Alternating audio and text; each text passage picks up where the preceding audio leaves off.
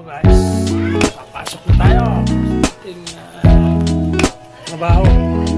Ganito lagi tayo.